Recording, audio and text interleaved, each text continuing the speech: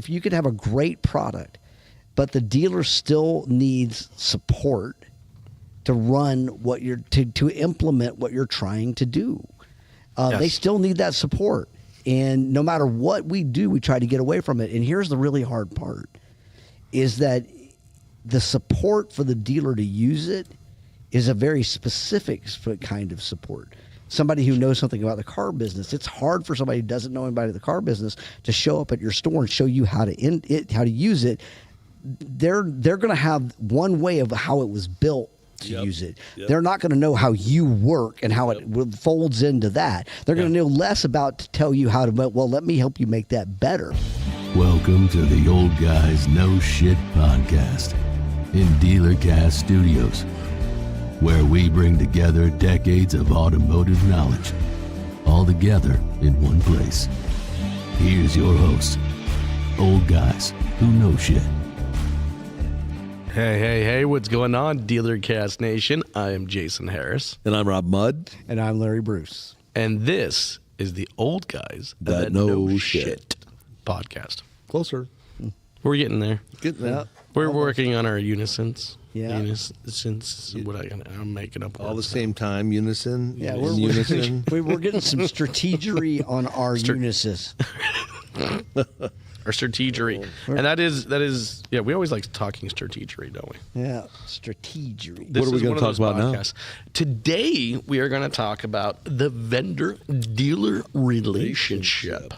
Are dealers tired of the pitch? You like When that it's one? bullshit, yeah. There's a lot of bullshit out there. Oh, I mean, I'm like, okay, Larry, how many times have you been pitched? As a dealer? Yeah. We were. By the time I got out in '99, there wasn't that many pitches. Really? No, I mean, we hadn't really the technology. I guess that wasn't. Technology hadn't overwhelmed the car business yet. That's true. We were running. It's funny. We were running a CRM system I helped build in Access. We were running database marketing program that I eventually turned into AIM Data. And I had our key track machine, a wire going from that to the CRM system. And I told all the salespeople that every time you check out a key, it tracks you. And so you have to enter the customer in the CRM system. It didn't do anything. It was just It's a wire sitting there. But it was very pronounced. It was like a big yellow, Cat 5 wire. This thing is monitoring. That's a great idea. Yeah. That's a great And idea. I told the salespeople, every time you take out a key, it's tracking you took out the key and what key they took out. And if there's not a customer in there that's attached to that key, you're in trouble. Did you ever test them? Did you go up to Bill and say, Bill, is there something you need to tell me? No, I never got that far. Okay, I think I would. But that Like would have an been good. invisible fence for a dog. Yeah. Right? Yeah, Do you want to test it? Yeah. Test it, Bill. Go ahead, test it. See what So happens. we didn't get that many. We didn't get that many pitches back then. Okay, well, I got pitched a shit ton. I mean, I think in my career, as I got into management, would have been around 2005. And that was literally the ramp of all technologies at this point, right? And then going from there into 2010, which became the whole decade of widgets. I mean, there was a widget dear for God. everything. Yep. Yeah. There was a bloody widget for absolutely anything and everything. We had a freaking widget I think Gubagoo owned 50% of those widgets. there was. They were the widgets. Their widgets had widgets. at that Their point. widgets had widgets, and everything was the $399, $599. All you had to do was sell one more car to cover the cost of it. Blah blah blah. Yeah. But I've easily been pitched over 200, 300 times throughout my career. I've thrown out a handful of people. I have just it got so confrontational that I've had to physically throw people out. But I would say generally, dealers today, they're tired of the pitch because I don't think what they're looking for as much as of a product pitch as much as they're looking for people to. Well, yeah, I think today a progressive dealer out there is now looking more for a partner than a product. Absolutely. Right? Yeah. They're looking But most people are widget salespeople. well, they still are. So they're still trying to sell products and widgets and stuff like that. But I think in reality, as an operator, all right, we're looking for people to partner up with us in certain aspects of the business. And this could be something as simple as taking the pictures of my car. I just want to partner with someone and just know it's done. I don't have to go double check it. I don't have to worry about it. I don't have to think about it. I just know that I found the right person to partner with, and they're going to ensure that it's just always completed and ready. Yeah, so you're going to try to get out of the inspect what you expect. So Mud's been around for 45 years. Just a few days. Yep. And that's allowed us to be viewed as a partner because that's what we want to be too. Sure. Is a partner. I believe, I'm biased a little bit, right, that what makes us a good partner is our experience. We've got a lot of wins, but we also have some losses, right? Sure. And that makes you smarter. And so when the tech guys came into the world, they thought that experience was a bad thing, right? Well, experience is never a bad thing, unless you have bad experiences. but if you don't, I mean, understanding of the business, I think, is a big thing. And I think that a lot of people that I've ran into that are out pitching car guys aren't looking at it from the perspective that we look at it. We look at, hey, we're here, we're a steward of this man's money and the result that you get back from the money. It's not about the credit. It's about, did you help this individual in his store get more opportunities to sell more cars? Was there a real ROI? Yeah, and did we do better than the guy they fired to give us the job? Yeah. Yeah, I mean, I think most dealers like to talk about a partner. Yes. Right? Yeah. But I don't know they always view the partner. No, there are as a definitely partner. some dealers out there that would never treat a vendor as a partner. In fact, actually, will literally treat you as kind of a third-class citizen, telling you that you're always on the firing squad, just so you know. Yeah. Yeah, I mean, so if you're a dealer and you're going to be a partner, be a partner. Sure. Okay, and if you're a goes vendor, both ways, right? Yeah, and if you're a vendor and you're going to be a partner, be a partner. Okay, but you can't call yourself a partner if you're not willing to, follow up and do the things you said you were going to do. Well, I think that was kind of one of the questions I put here, right? Are dealers becoming more skeptical of vendor promises? I remember being in a pitch where I swear the only answer that this salesperson knew was yes. I could have asked, does this thing poop rainbows and create gold bars for me? And I think the answer would have been yes. I see this happening too often. Yeah. The other thing I see is box checkers, right? Because everything is such in the digital world, which is now a commodity. I mean, it is. Yep. It's commoditization, which is a bad business to be in. But it's a commoditization with no real true value that is measured against anything else. Because I won't go down that rabbit hole. But it's about impression share. It's about clicks. It's the same thing we talk about all the time. I think if I'm a dealer, I want someone that knows what we know, right? Because we know that we're not always right, but we know how the dealership operates. Sure. Right? You know the urgency that dealers have. You understand the beginning. The month starts on the 1st and ends at the last day of every month, and then a new game starts. And that they're constantly starting from zero and have to get to the number. That the challenges that dealers have, the headaches that they have, the value that they bring to a community, all the things that the car business has done it's made this country. Sure. Right? They pay more taxes than anybody else in the community. They're an integral part. And if you wanted to wipe out the car business or hurt the American fabric of America, what would you do? You'd ruin the fucking car business. Yeah, I mean, That's from fact. I don't know that from a standpoint of the vendor, right? No, I don't mean the vendor. Yeah.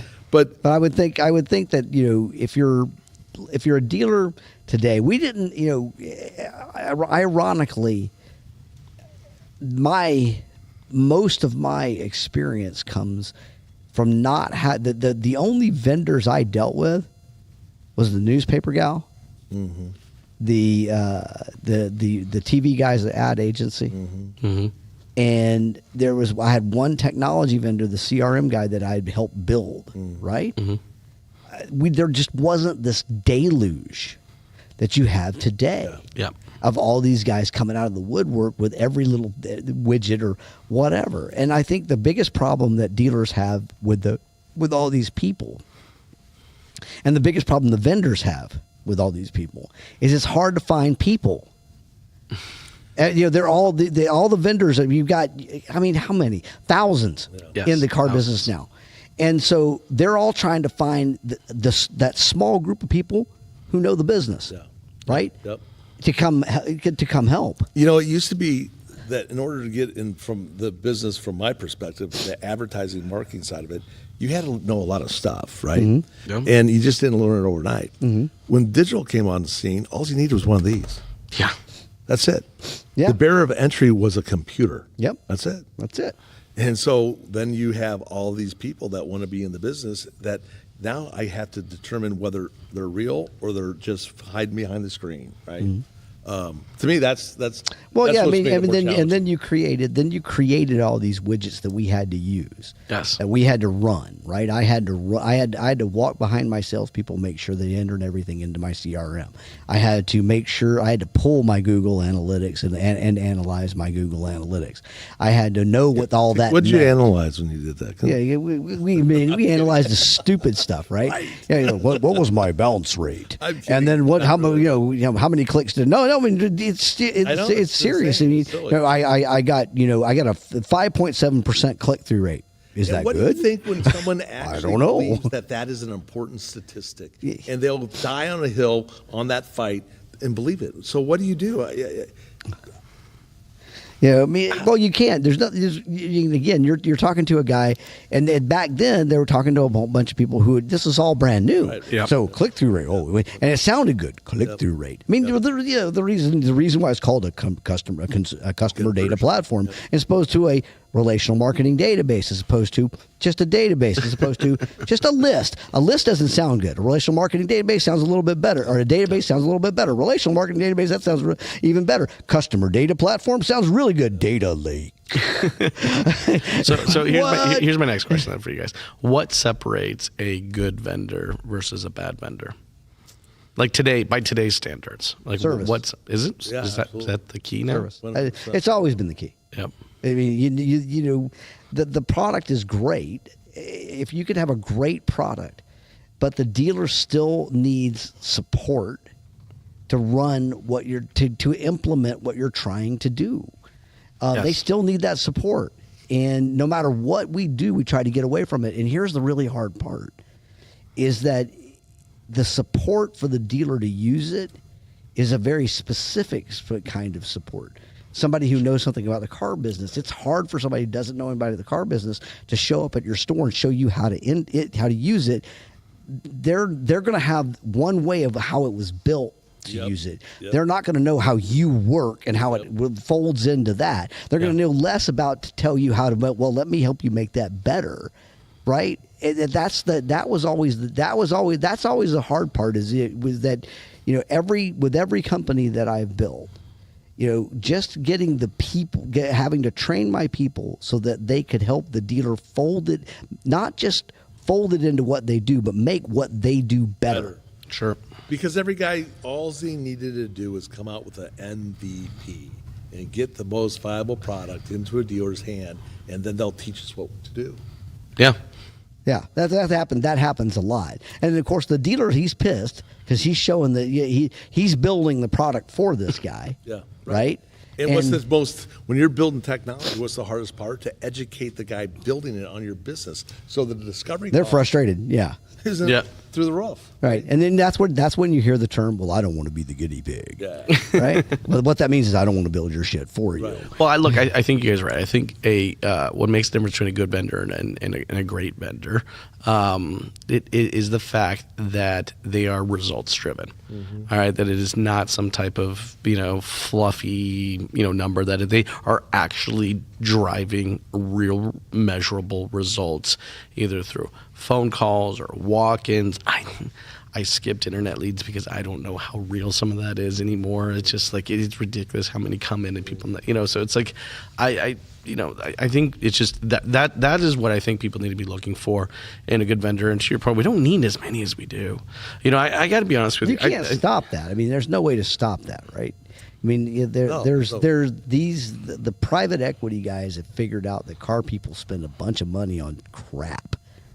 And so they're funding guys who have and they're just dumping this stuff on car dealers. And the poor car dealer, he's getting 200 calls a day on stuff, and I don't know what to go look at. So that now they're hiring people, and some of the guys, I'll be honest with you, some of the guys that I'm talking to that they're hiring to vet technology. They don't have. No, I'm with you. Yeah, what are you doing, man? I mean, I asked one of them, how many cars did you sell? What do you mean? Well, how many cars did you sell? I don't know what you're talking about. You haven't been on the floor? No. Then how the hell are you advising the dealer on what to use in his car dealership? That's what I mean. You don't even know what the damn salesperson's going through. So but somehow this is good technology. Come on, man. Yeah. What are you doing? Well, I know technology. Well, you know what? I know technology too. But they don't know application of technology. I mean, come on, man. This craziness of the dealer really needs to take a second. And if you are vetting a piece of technology, then say, show me how it would work doing this. Yes. Show me. Make it work doing this. Mm-hmm. And then how does that make this process better? Yep. What problem are you solving? Yeah. What's the purpose? Right. Because the technology is there to solve a problem. Well, and that's what or create efficiency. Yeah, well, that's the that's and the I think efficiency problem. is kind of the key thing here, right? When I think of any vendor that I bring in, I'm bringing them into an ecosystem that exists of people, process, and technology. And whatever that vendor is bringing in, they should be bringing some level of efficiency to that ecosystem that is my people, process, and technology. Where versus you see them come in and throw just like a wrench into the whole thing. You don't want to see that. Well, happen. because it's like buying a pizza. Are you going to just buy one slice from one guy and get another slice from another guy to make your own pizza? No. Well, for the most part, that's how it was for a long time. Yeah. That's how it is now. Yeah. If you look at these things, like you look at these chat widgets and these chat bots. Yeah. They're one piece. They're one piece. And then you look at the website, it's another piece. And then you look at the whole the CRM application, it's another piece. And those pieces don't talk to each other. Well, okay, so this goes in kind of a good segue into my question that I had here. Like, are vendors adapting to the needs of a modern dealership, or are they falling behind? Because you're right. The needs of a modern dealership, I think, has fundamentally changed. Let's start there. What is the needs of a modern dealership? Is understanding all the technology that's out there supposedly to make you. They need to streamline that process, and there needs to be that process needs to flow. Right. Linear. Linear. That's right. And so when I meet and I greet, I easily get the customer's name, mobile number, name, email address, mobile number. Mm-hmm. Right. Yeah. That instantly lets my manager know I'm with a customer. That process times, and if I haven't collected that customer information within that period of time, then let my manager know. If I still haven't, or if I haven't, remind me, and then if I still haven't after another period of time, let my manager know.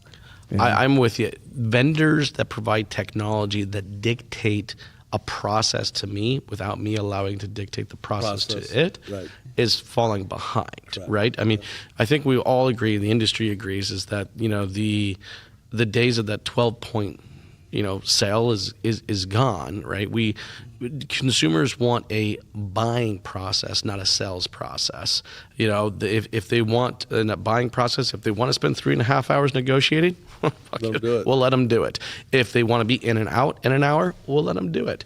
If they're one of those small percentage of people that want it delivered to their house, well, all right, we'll do it. That is the new expectation. And if a vendor is providing me a piece of technology that forces me to use a process that I haven't already adopted, then I think you're right, it's falling behind. It's falling behind. And the other thing that seems to be what everyone sells is convenience. And convenience. For who, though? Well, convenience for the end user. Well, sometimes I see vendors selling convenience to a dealer, but actually makes it more difficult for the customer to even, Yep.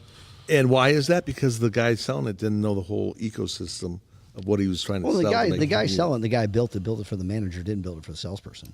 Most for salesperson and writers, most technology today was built to cause them work, not work for them.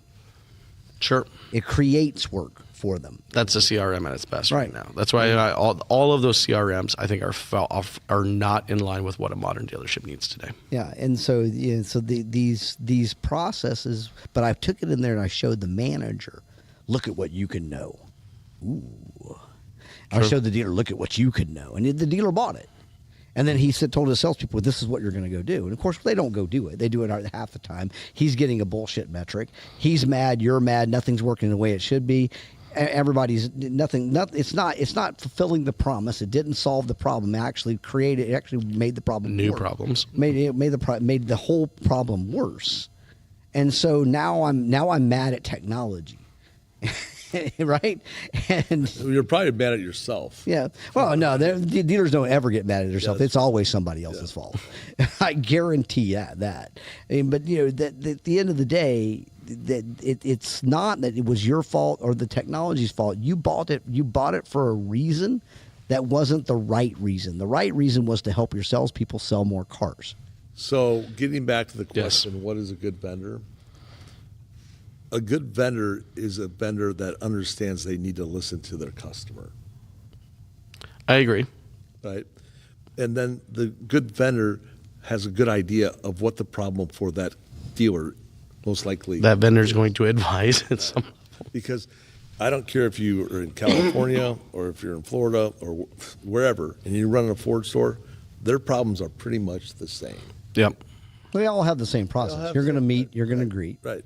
You're going to select a vehicle, show a vehicle. Yep. Gain rapport on the way. Yep. I mean, these things are not going to change. No.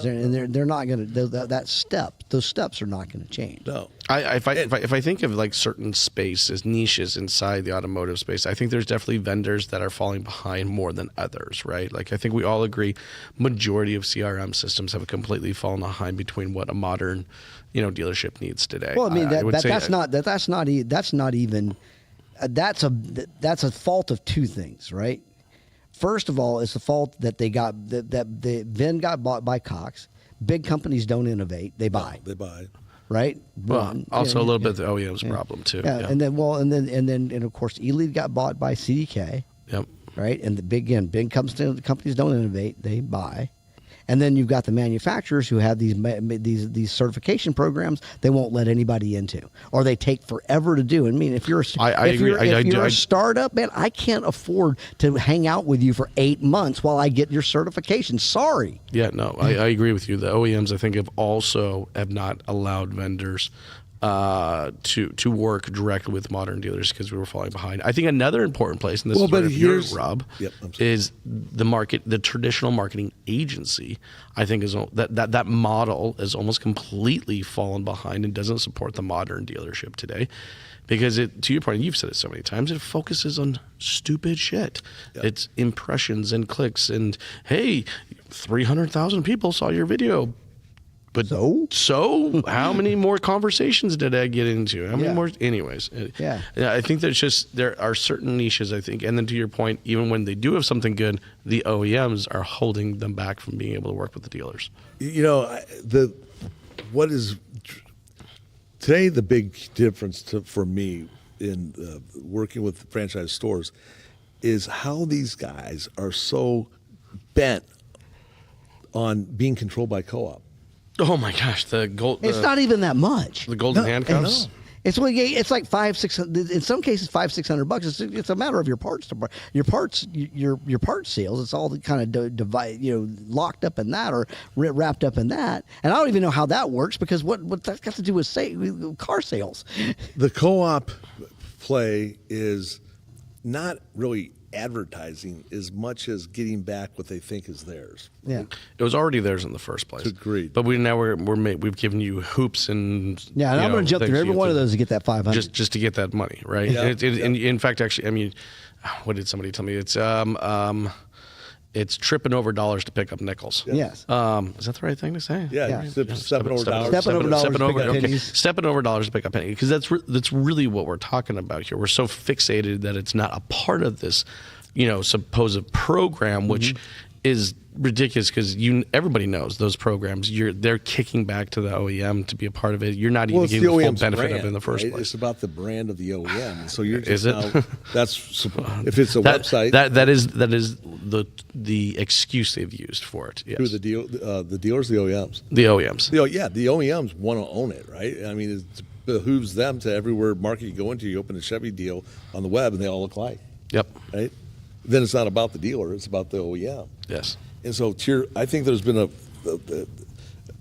a blending of what Tier 1, Tier 2, and Tier 3 is. It was in my day. It was always, hey, Tier 1 owns the brand, Tier 2 owns the market, or the offer, right? Yeah. The group offer. The local offer. Yeah, whatever and that then Tier regional 3 offer was. is selling the payment or in the retail deal today, right? And so now, earlier we just said, who's responsible for the brand of the electric vehicle? Not the dealer. No. He can't afford to do that. No. It's the OE, but he's got to do something because he got this stuff pushed down to him. And then when you get to the OEM, they don't understand the pains of the dealer.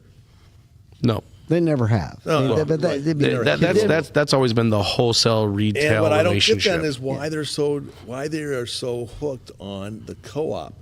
I'd rather sell used cars. I think the dealer looks at the co-op as a way to vet the technology. Well, I find more and more modern because you have to use their consider it. vendors. You got to pick the ones. So they assume General Motors picked the vendors, or whoever picked the vendor. They assume they picked the vendor because that's a good vendor. No, they picked the vendor that was going to bend over the hardest or farthest. Yeah, that too. Right? Or both. Right, because they got to pick someone. They got to pick someone in order to get it, and they don't really have choices. It's check the box. I think there's some of that, but it is amazing that you'll put that much of your dealership process at risk for co-op. I am with you. So here, guys, I know we're getting towards the tail end of it, but what question should dealers be asking vendors to quickly identify that A, they are serving a modern approach and not falling behind, and then B, that they are in the business of partnering with their clients, not just selling them something to move on? What questions should dealers out there right now, those watching, listening, be using? Here's one question I'd ask. Mr. Vendor, how do you provide or show me your worth? How do you justify my expense with you? What do you count that you believe is my KPI that would make me want to use your software or your product? How do you improve that KPI that you think you're going to help, that you believe that I need to focus on? What is that? What are those KPIs? Yeah. I mean, I think I'd ask them, how do you train your people? My business.